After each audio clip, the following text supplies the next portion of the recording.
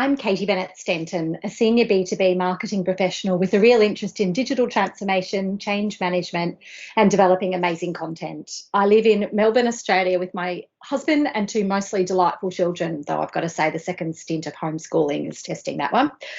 Having worked in marketing roles in the UK, US, and Australia, I've met many inspiring people and benefited enormously from the power of network and community.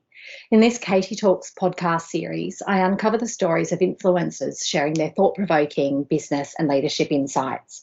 My guest today is Richard Yetzinger, Chief Economist and Head of Research at ANZ, a role that he has held since 2016. Richard's writing reflects his interest in the interconnected nature of the world, including business, economics, technology, and society. And I have to say that's become even more evident in listening to a number of presentations that he's given since we all started working from home due to COVID. Richard, welcome. Hi, Katie. It's great to be here again. Great to talk to you. Really good to talk to you again too. Thank you. Now, I'm interested, just before we kick into some more of the economic focused questions, how has COVID impacted you? Look, I guess in a way I've been really lucky. I mean, the workload's gone up, which, sometimes has felt a bit insufferable, but obviously in the grand scheme of things, I've been very, very fortunate through this period to do a job where the demands have gone up as the world's become more uncertain and the work environment has become more difficult for so many people. So actually, I'm very thankful for that. And look, as someone said to me, we were talking about his family, and he said, well, one of my boys is an introvert, so he's been training for this his whole life. That probably describes me a little bit. So I'm quite happy to some degree not being in the office and just kind of getting on with things. I have to admit I wouldn't kind of mind if the world was a bit closer to normal today than it is. But I think overall for me, COVID's been kind of intellectually a testing, but also in a way interesting period. Well, I think from listening to a number of presentations that you've given, it's become ever more evident to me that that interconnectedness is so much stronger than probably I'd ever sat back and thought about. Yeah, and I think, I mean, even you think about, for instance,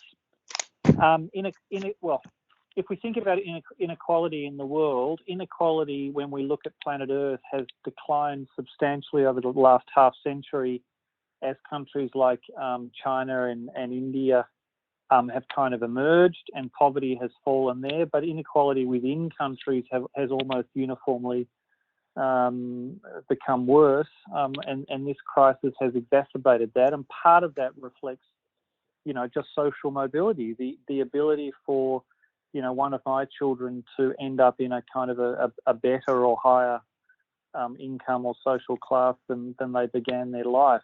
That's diminished in a whole range of countries. You think about the whole idea of a lockdown in COVID is that you only move within a very kind of small geographic area. That's just one aspect of COVID that actually is, worsening these inequality issues. And I think that's a legacy we're really going to have to face as we come out of this. Quite aside from the part that perhaps people who are lower down the socioeconomic food chain or perhaps working casually are disproportionately impacted by closures and those shutdowns and not being able to work from home. There's no question about that. I mean, look, not that there's ever really a normal recession, but in a normal recession, in inverted commas, men, often as the primary income earner, are typically affected more. This has been quite a unique recession where, as you say, Katie, because of the nature of the roles which have been affected, actually women have been disproportionately affected. And of course, they're at an income disadvantage already. They're at a savings disadvantage. They're at a financial independence disadvantage. Or you even think about the impact on the labour market on the one hand, particularly in customer-facing roles, often which, as you say, are part-time or casual or second jobs or whatever. The performance of that aspect of the labour market versus the equity market. If you happen to have a kind of an income portfolio which is asset-rich, it hasn't been a particularly bad crisis, all things considered. Sure. Richard, would you say for you personally that there have been any positive changes for you over the last few months working from home? Look, I think for me it's kind of crystallised a few things, and from a kind of a work and personal perspective, I think your focus is really narrowed right down. I'm not going into 242 Pitt Street, moving between the different floors of the building, going out to see different people, and so the way I can influence, the kind of through the relationships I have through work has become kind of much narrower. What can I do for the bank has become much narrower. Connecting with friends has become all quite interesting. So I think in a sense it's kind of narrowed the range of opportunities and choices we all have, and in some ways, look, I hope made us focus a bit more on the things that are actually really important. Yeah, absolutely. Your current research and analysis has identified 4 key areas which will or are already benefiting from COVID. And we're going to spend a bit of time in this podcast delving into them. Let's start with inequality. Talk me through what you're seeing on that front. Look, I mean, crises always change things. And when I say that, I don't want to give the impression, the economic world we live in will be unrecognisable afterwards. That's not how it works. Things change at the margin and they take time. But certainly I think that inequality issue was already crystallised before the crisis. We could see it in politics. I mean, in Australia, for instance, we've got an incredibly divided electorate now. Yes. If you look across the age spectrum, for instance, voting patterns are quite divergent between younger people and older people. And I think so. It was already there, but I think COVID's really crystallised this inequality issue. The withdrawal of super is concentrated in people younger than 45 years. Katie, you mentioned the income shock and what's happened to that in terms of certain occupations. And yet, as I mentioned, a lot of the policy response, as it typically is in Australia, is focused on protecting the value of housing collateral, trying to make sure financial markets don't seize up and cause supplementary and secondary problems through the economy. And I think those issues are really going to have to be confronted. I think they're going to reveal themselves again in the way kind of voters engage and the way issues are debated once we get through kind of the panic period of COVID. So I don't think we're going to have much time to kind of rest on our laurels around that. So do you see that well, if we talk about Australia, that we stand to be in a more positive place? Look, I don't think so. I think this inequality issue is a kind of a real challenge because it challenges often the way our tax systems are set up. I think it challenges kind of what's happening at the ballot box. I think it causes countries. It's changing the way countries behave towards each other, and technology is linking people. I mean, the old saying, 6 degrees of separation. The idea was I'm connected to everyone in the world through only 6 relationships. Kind of hard to believe, but actually they say, look, that used to roughly be true. Well, now apparently it's 3.56, Katie. But the thing is, I'm most connected to people that have similar views as the world to me. Unless I work really hard at it, they tend to be the people on Twitter I follow.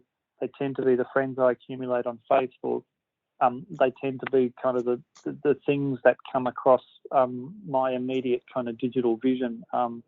And so I think that's tending to propagate some of these issues among disparate groups across the world.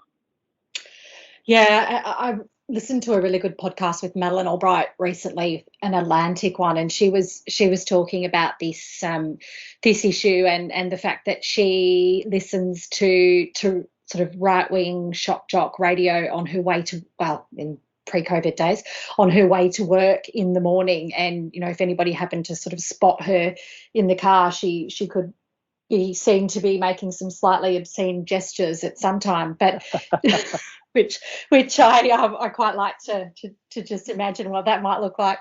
But I think that's really important. My husband, for that reason, and partly to because he thinks it's hilarious because it's so divergent from my views, will often put Fox radio on in the mornings in our house, which I have to say certainly tests the boundaries. But it is important, isn't it, to take the time to listen to people with completely divergent views or media or news from them. Look, I couldn't agree more, and it even doesn't it apply also in personal interactions? Somebody might say things which you think is at least partially outrageous, and you know the one response is to kind of get your finger out and turn it into something uncomfortable, and the other response is, oh, that's interesting. Why do you tell me more? Why do you think that? And particularly when people use the word believe, I don't believe in X or I do believe in Y. Well, believe, that's an interesting word. I mean, is it about belief, or is it actually about trying to understand the issue and look at the evidence? And unfortunately, I mean, if you read Rutger Bregman's fantastic book on humanity, and he's the young Dutch fellow who I think he went to Davos last year and caused quite a stir speaking about tax and wealth. But his book is fantastic, and he has really usefully writes a great book about how that human nature actually is better than we give it credit for. And he has 10 useful rules at the back, and one of his rules is don't follow the news, because he says the problem with kind of the nightly news or the daily news or your Twitter feed or whatever it is you tend to get stuff which is a concentration of what somebody else thinks will be newsworthy rather than actually, seriously thinking about the issues of the day. So that doesn't mean you don't expose yourself to issues, but you're just quite deliberate about it. Oh, that's interesting. I'm going to have to go read that book. It's a great book. It's well worth the time. Thank you. Now, Richard, technology is the second theme that you've identified, and you touched on it there. What are you seeing on that front? Well, I mean, if you think about economic sectors, and actually I call technology a sector, but it's not really anymore. Large companies, for instance, typically now the chief technology officer has a seat at the leadership table at the executive committee. He or she does not sit under corporate services. They're an integral part of not just helping the business do what it wants to do, but actually being part of deciding what the business will do. So I think tech used to be a sector, but to the extent every business sector and households and us as consumers now buy more technology, it's increasingly, I think, more a macroeconomic influence. And you can see it in the way some of these tech companies have performed. So if you look at the 6 large US tech giants, for instance, now only 3 of them produce any hardware at all. 3 of them are entirely software and digital driven. The market cap of those 6 companies is now larger than any non-US equity market except China. So those 6 companies, for instance, are worth more than the entire German stock market. I think, tech really is changing the way we do business, the way we consume, and even the way that we interact. I mean, if you consider, for instance, the Black Lives Matter protests, which spread extremely quickly around the world, and I spoke before about 3.56 degrees of separation. Yes. It's hard to imagine that they would have spread as quickly with such solidarity without social media as we understand it. So I think technology is affecting us directly through business. It's affecting us indirectly through politics. It's affecting the way we interact with each other. I think tech, it's here unambiguously. And if we sort of look into that a little bit more, I mean, since we've started working from home in February or March, depending on where you are based, that surely has only become much more pervasive and completely integral to how we all live our lives, given that most people in the world at the moment have varying restrictions on them in terms of how much movement that we're all able to have, and even just being in the workplace with people. Do you think that'll continue to speed up or become more? look, that's a impactful? really good question. I'm probably still a little bit in two minds. I certainly think a lot of companies tried to practice flexible working, and I think ANZ had done a fantastic job. But COVID's obviously taken that to another level, and I think really opened up the full range of possibility. You know, ANZ can have nearly 40,000 people working from home, and the bank does a pretty good job. I think as time goes on, though, how do you introduce new people into your ways of operating? How do you build a culture? How do you ensure that over long periods everyone's pulling in the same direction if you have as little kind of group contact as we've been having the last 6 months? I think that probably suggests we're not going to move to this kind of COVID extreme as a BAU, at least not for most businesses and most sectors.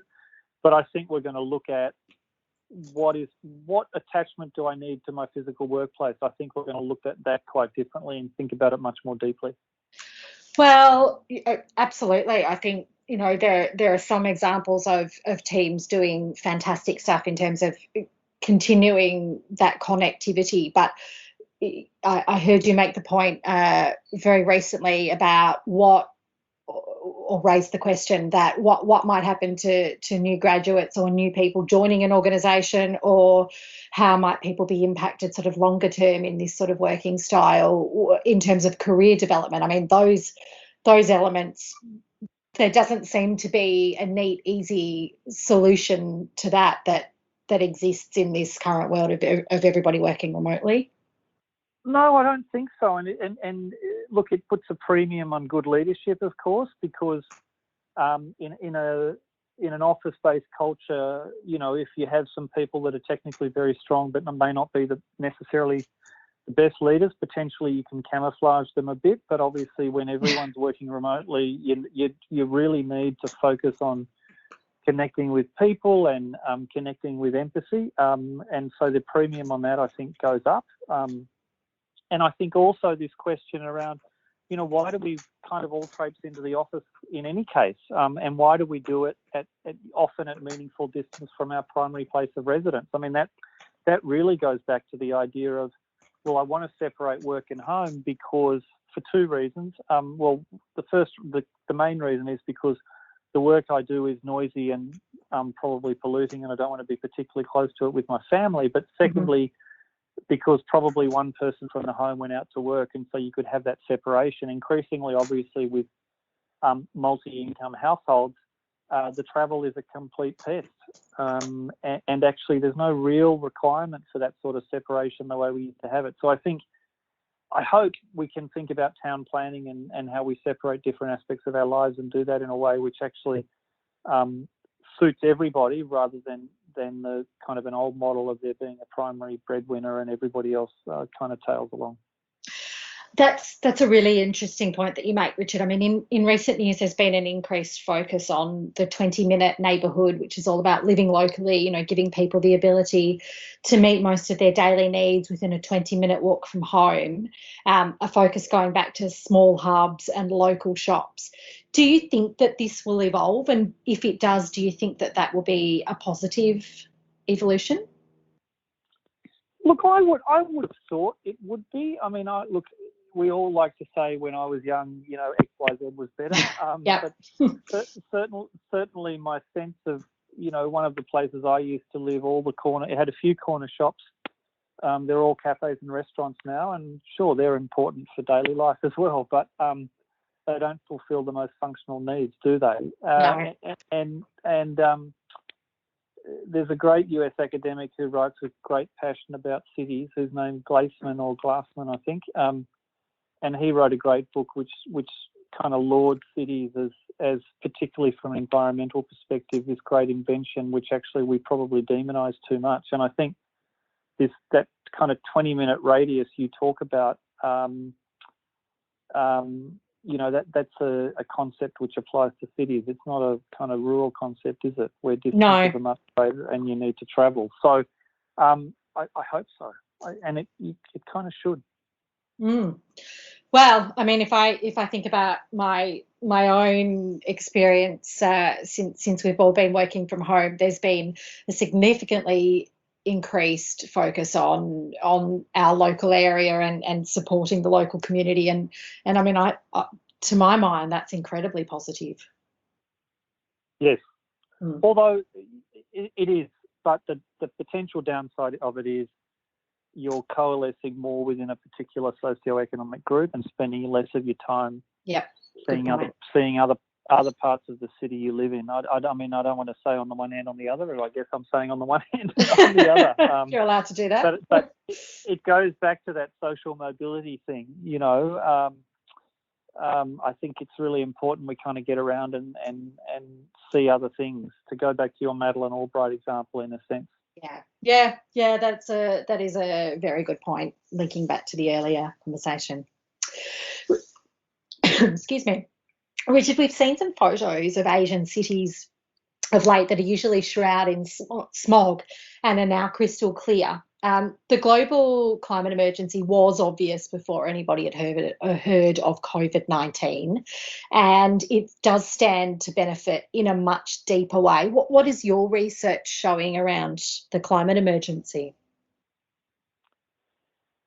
Yeah, it's interesting. I had a call with somebody yesterday who was a geopolitical risk expert, and it's interesting. His perspective was, if we didn't believe the scientists on climate change, hopefully, you know, we've learned to believe the scientists on COVID. So hopefully that trust starts to rub back the other direction, and the climate scientists start to get the respect that we need to give them. And I hope there's something in that. I think certainly what COVID shows us is when the natural environment does something which is radically different from our lived experience, the way we've set our economies and lives up just can't cope. I mean, it's not that we couldn't have economies and ways of living which can function with COVID. It's just that the way they've set up are really in conflict with what COVID wants to do.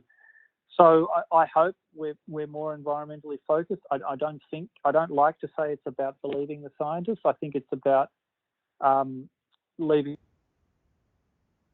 the evidence. And it seems to me there's plenty to say. We've got some issues here we really need to move on. And of course that involves change, but it doesn't mean it's worse. Of course, from a climactic perspective, it'll be better, but even from an economic perspective, I think there's lots of opportunities for different countries, as well as, you know, parts of their economy which will need to adjust.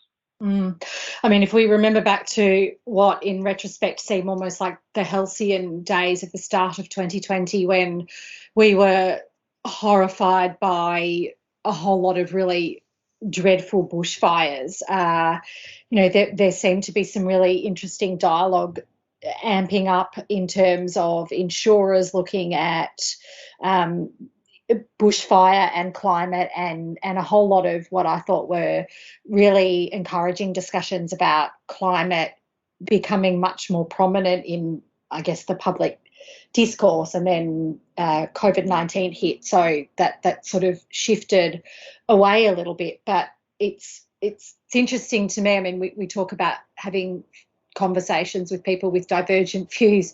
One friend that I was talking to recently, who I discovered with horror, doesn't believe in climate change.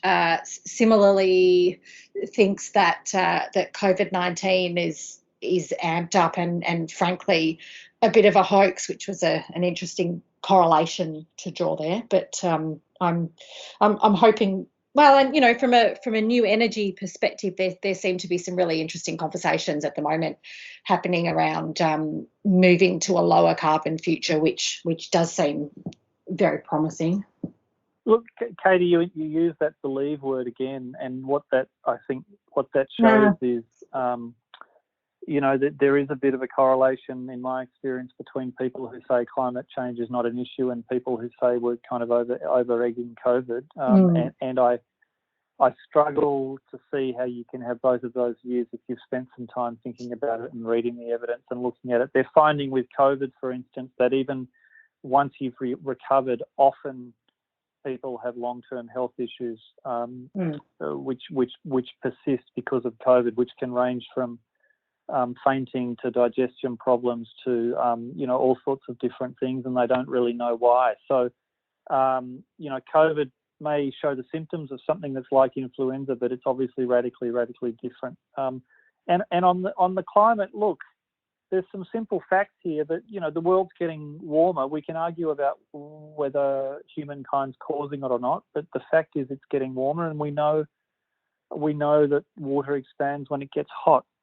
We also know that the vast bulk of humanity lives effectively on the ocean and on rivers, because that's where we build our cities.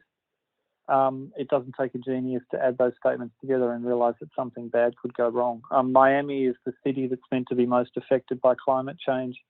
Parts of it are already effectively underwater. Half of Bangladesh, 160 million people, is at sea level. I think pretty soon we're going to start to see some pretty disastrous effects, which will bring this into stark relief, unfortunately.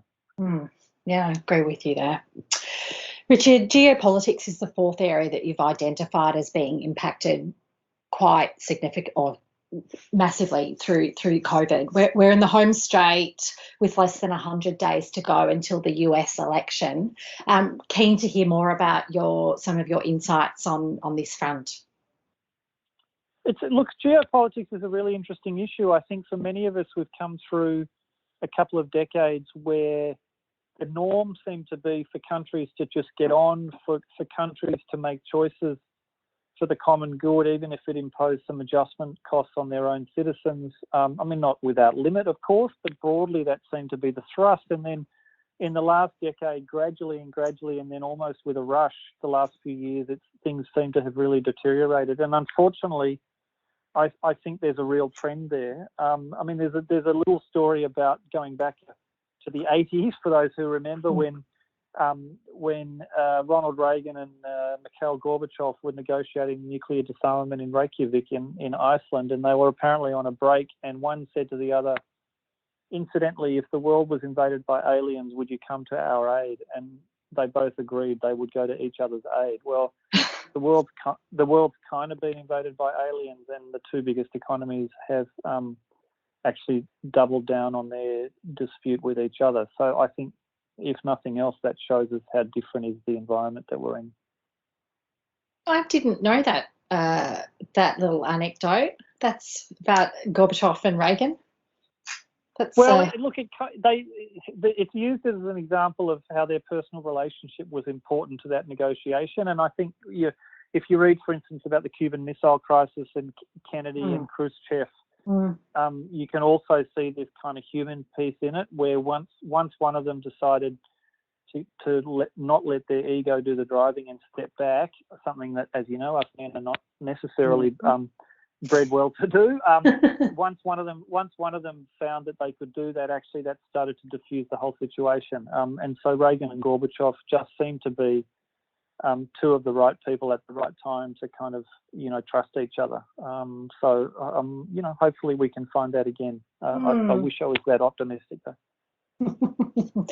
Yes, it's going to be very interesting as we get closer to the November election in the States. Yes.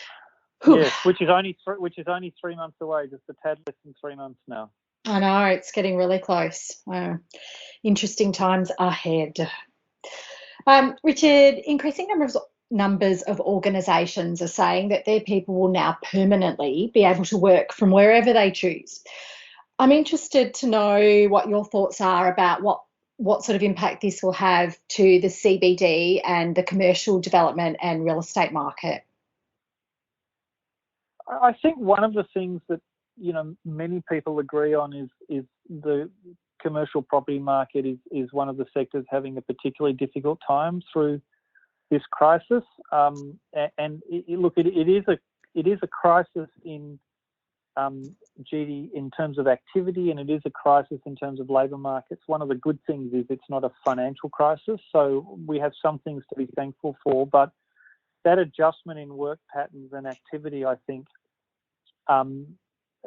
clearly is going to be a challenge for that sector. It's a sector which is investment heavy. It's a sector which was probably going to face some pressure from climate-related adjustments anyway, in terms of how much we build, what materials we use, what standards we insist on for insulation and ability to heat and cool. But I think, you know, this crisis unfortunately has brought some of those things forward. Thank you. And secondly, I'm interested to understand what your thoughts are as to whether or not there might be a positive knock-on for the suburbs, or like the place or places like Geelong outside Melbourne, if there's less focus on people all traipsing into the CBD to go to work. Look, I would have thought so, and we spoke about changing patterns of work earlier, Katie. So I think there's, you know, some of this is definitely going to stick, or it might not stick in the exact form that we've been kind of working away from our primary place of work, but I think certainly will affect attitudes to flexible working on a much more broad-based, on a much broader basis. At the end of the day, though, the reason people live in Geelong and work in the city is because buying property in Melbourne is expensive. And unfortunately, you know, one of the things our system of economic policy has given us is very, very low interest rates, which we know tends to bid up asset prices, particularly asset prices that kind of have some long duration implied, you know, income component in them, of which property does. That challenge certainly hasn't gone away. I mean, in a sense, our hands are now more tied, because in future downturns, interest rates won't be able to go down to kind of help us out, because they're already, you know, at 25 basis points is the official target. So we're going to have to confront that challenge a little bit more as well. I think I've used the word challenge a few times today. Unfortunately, I think there's a few coming our way. And are we thinking?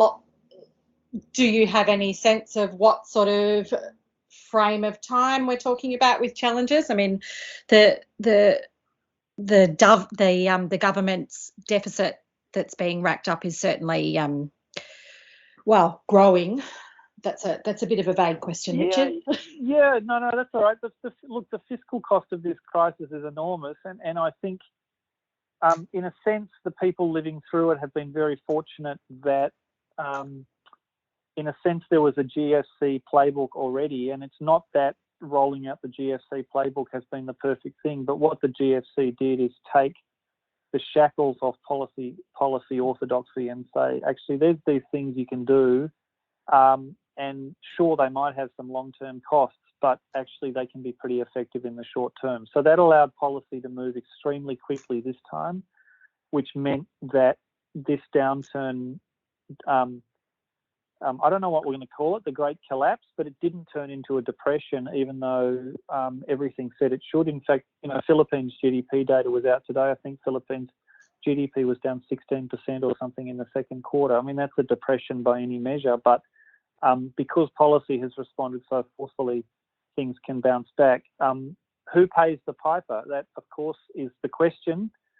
And I think that will be the question for quite a period of time. And the problem's emerging that as COVID kind of goes on, and it doesn't, I think we thought it might appear and disappear in 3 months or something. And now that that's not happening and the tail's proving to be longer, these fiscal costs are really mounting. And this is where I think people are really searching for other avenues. And modern monetary theory, MMT, I'm not sure why it's called a theory given they say it's practice, but you know, MMT looks at the world a different way from a policy perspective and effectively says, if you have a credible fiat currency like Australia does, you can run as much fiscal stimulus as you like, because the central bank can simply effectively print the currency to pay for that. Look, I think MMT has a number of serious challenges, but I think we're in an environment where there's fertile ground for different ways of looking at policy stimulus. And I certainly struggle to see many countries choosing to wind back that stimulus before COVID's dealt with. Thank you. Richard, final question. I'd like to change tack slightly. Throughout this pandemic in Australia, governments have focused on people who are without a home, moving them into hotels to keep them protected from the virus, which seems to have quite significantly increased the dialogue around social housing. I'm wondering what your thoughts are around this, and how do we incentivise more production of social housing? Yeah, let's look. I think social housing is a really important issue. One of the differences you can identify across countries this time, of course, is what's mattered to the stimulus is not just how much stimulus you've done in 2020, but how much you provide for those who are less fortunate on an ongoing basis. I think, Europe more and more is becoming a bit of a model for some of these things as we step away from the idea, or shift away from the idea, that just delivering economic growth is enough. Having a view and having policy settings which influence the allocation of that economic growth are also important. And I think, shifting the housing discussion away from housing as a financial asset to housing as a shelter, as a form of, primary shelter and a quality of life issue, is a journey I think Australia probably still needs to have and go further down that route. And I think as people who are now younger, and when I say younger, under 35, as they progress through and start to dominate voting patterns, I think things like social housing will be much more widely accepted and much more well supported. Sounds good, Richard. I hope so. Thank you very much, Richard. I've really enjoyed this conversation today. It's been extremely thought-provoking. I've got a number of books and some more research I'm keen to go away and explore. It's been great. Thank you. Thanks, Katie. Nice to talk to you again. Thanks.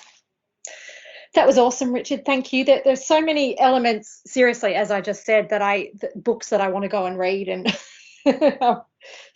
understand a whole lot more. It was really thought-provoking. Thank you. And thanks for listening to the Katie Talks podcast with me, Katie Bennett-Stenton.